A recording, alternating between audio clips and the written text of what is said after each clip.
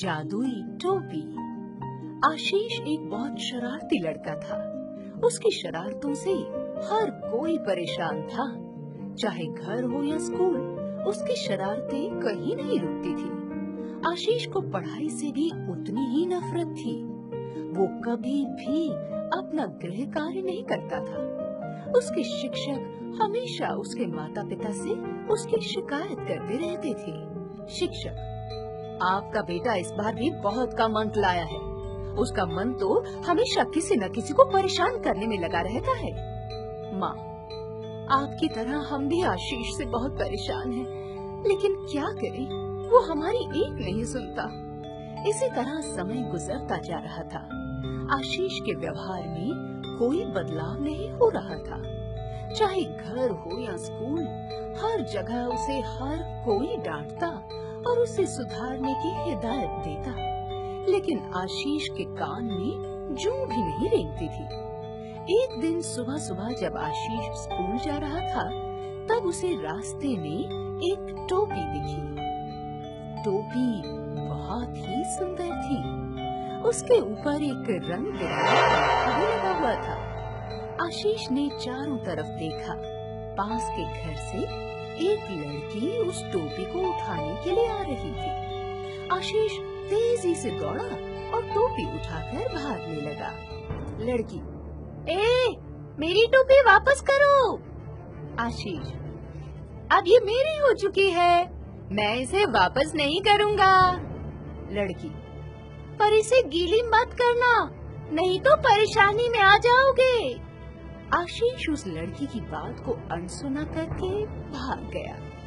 थोड़ी दूर जाने के बाद उसने टोपी को अपने सिर पर पहन लिया और स्कूल पहुंच गया।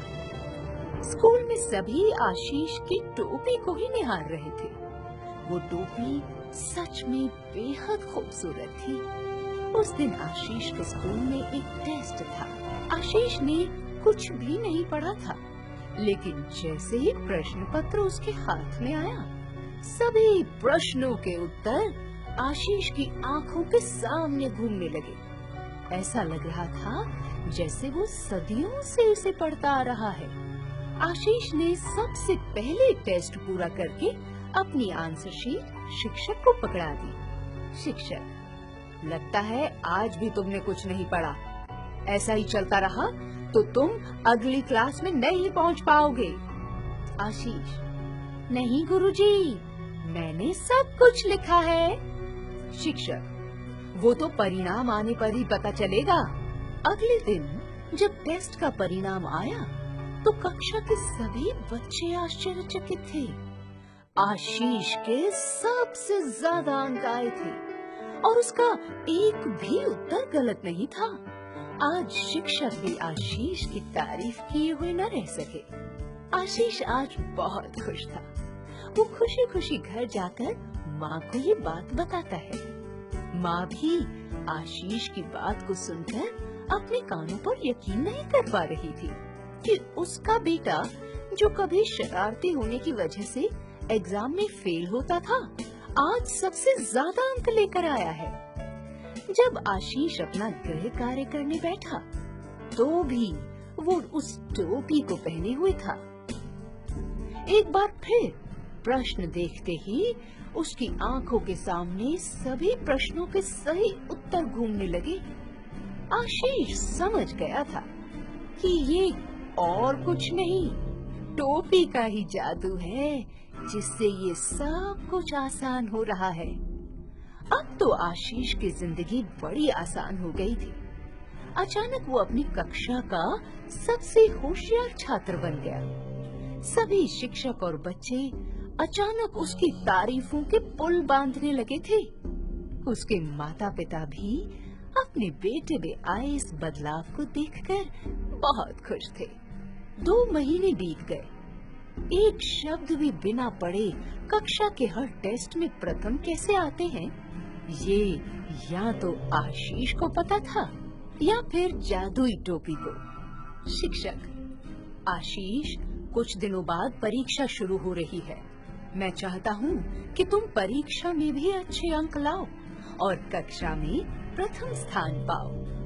आशीष, जी गुरुजी, मैं प्रथम जरूर आऊंगा।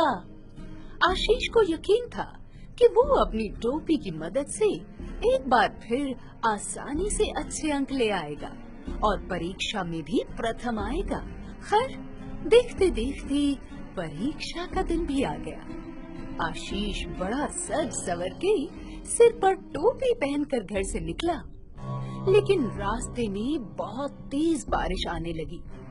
क्योंकि परीक्षा शुरू होने में ज्यादा वक्त नहीं बचा था, तो आशीष भागते हुए स्कूल पहुंचा।